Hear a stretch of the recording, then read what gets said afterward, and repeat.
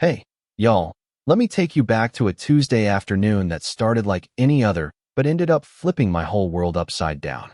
Picture this.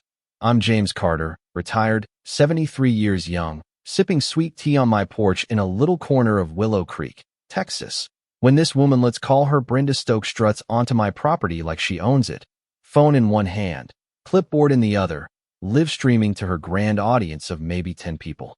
She's got this bulldozer idling behind her, ready to smash the 150-year-old oak fence my great-granddaddy built with his own hands.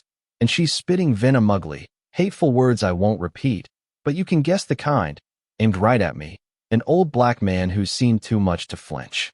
Now, Brenda's out here claiming my fence is a violation of some HOA rule nobody's ever heard of, waving papers that look official but smell like a scam from a mile away. I'm not just some guy, though back in the day, I was a federal prosecutor, spent 30 years sniffing out liars like her, so I know a con when I see one. But what gets me, what really twists the knife, is knowing this isn't just about my fancy, it's about power, about pushing folks like me out of neighborhoods we've called home for generations. So I lean back in my chair, offer her a glass of tea, and let her think she's got me cornered, all while my granddaughter, Ellie, 16 and sharper than a tack, is already working her magic behind the scenes. See, Brenda's not just some busybody with a grudgish part of something bigger, something rotten. She's got this fake HOA crew, led by a guy named Carl, all 300 pounds of him, revving that bulldozer like he's auditioning for a monster truck show. And there's Sheriff Daniels, strutting around with a smirk that says he's been bought and paid for. They're all in on it, tied to a shady developer called Horizon Estates, who wants my land and half the neighborhood for a fancy resort project. Brenda's live stream is her weapon, twisting my well-kept yard into some kind of jungle, editing clips to make me look like the bad guy. But what she doesn't know is I've got cameras hidden in every corner of my property, blinking on like fireflies, and Ellie's flying a drone overhead, disguised as her photography project, catching every move they make. It's 12:15 p.m. when Brenda lays down her ultimatum. Fix the violations by 5 o'clock or the fence comes down. Her papers are laughable wrong letterhead, fake signatures, legal jargon that wouldn't fool a first-year law student.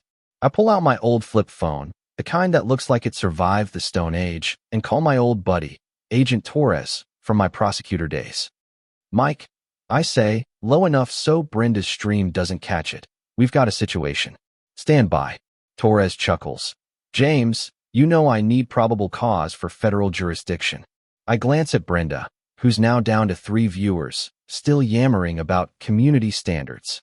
Oh, they'll cross that line, I tell him. Just wait. By 3 o'clock, Brenda's back with reinforcements to HOA goons and a lawyer, who's probably just some guy with a suit and a superiority complex. She's live again, 50 viewers now, half of them bots with names like True Patriot 88. I hand her a manila envelope stuffed with 40 pages of nonsense. I whipped up fake compliance plans, AI-generated blueprints, pure gibberish that looks official enough to make her squirm. She flips through it, pretending to understand, but I catch her checking her phone, desperate for those likes and comments. This seems in order, she mumbles, but her eyes scream panic. That's when I drop the bomb. Brenda, you know that fence predates your HOA by a century. Without a federal court order, you're not touching it. Her face goes ghost white, but she doubles down. We'll see about that, Mr. Carter. 5 p.m., it's coming down. Ellie's been tracking Brenda's moves all day, thanks to a tiny AirTag I slipped into that envelope. She's pinged Brenda at a storage unit, Horizon Estates office, and get this Sheriff Daniels' house. My blood's boiling now, because this isn't just about my fence anymore. It's personal. My son, Nathan, died 8 years ago, supposedly a car accident, but I've got his old USB drive, the one he left me before he passed, with evidence that this same kind of HOA scam drove him to uncover a network of corruption developers, sheriffs, even local judges, all profiting off pushing families like ours out.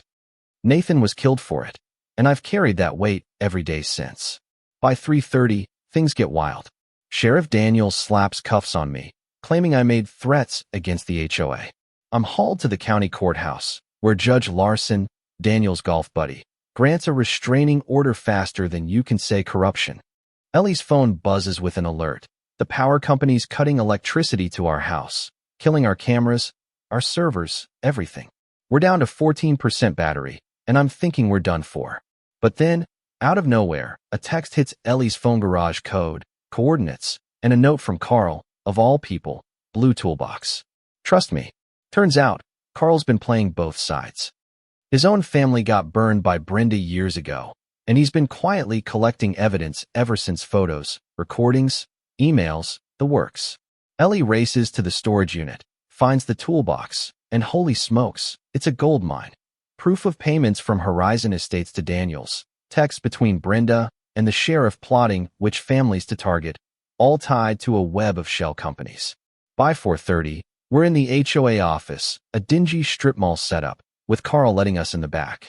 Ellie hacks their Wi-Fi password Horizon Cache 123.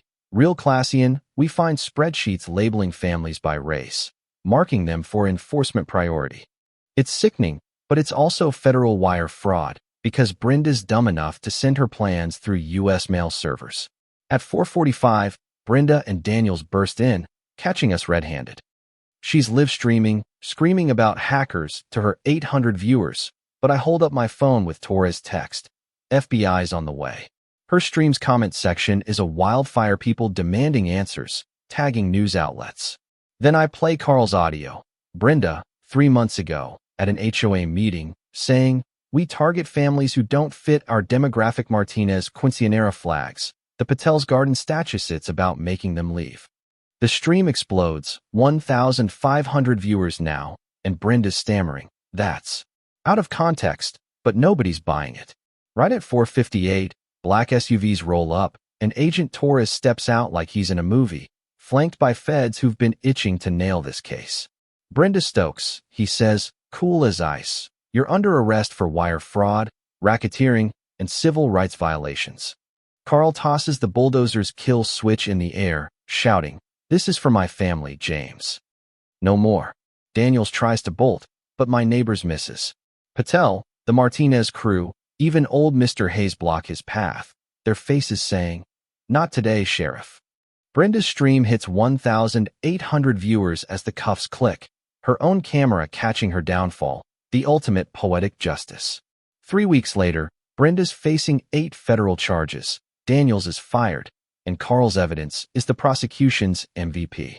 Ellie's a local hero, turning down Harvard to fight for Texas families. We start the Nathan Carter Fund, raising $200,000 to help folks like the Patels fight back. But it's not over. Ellie's database now tracks 40 families across 3 states, all hit by the same playbook. Last week, we got a call from El Rio, Texas, where another HOA is targeting Hispanic families. Ellie's already mapping it out, Carl's plotting the route, and me? I'm thinking retirement can wait. That fence still stands, glowing in the sunset like it's laughing at Brenda's bulldozer. But here's the thing: what Carl did, turning on his boss, was it right? He played dirty for years before flipping. Could he have stopped it sooner? If you've ever faced a bully with a badge or a clipboard, you know how messy this gets. Drop your thoughts below. Did Carl do the right thing, or was he just saving his own skin?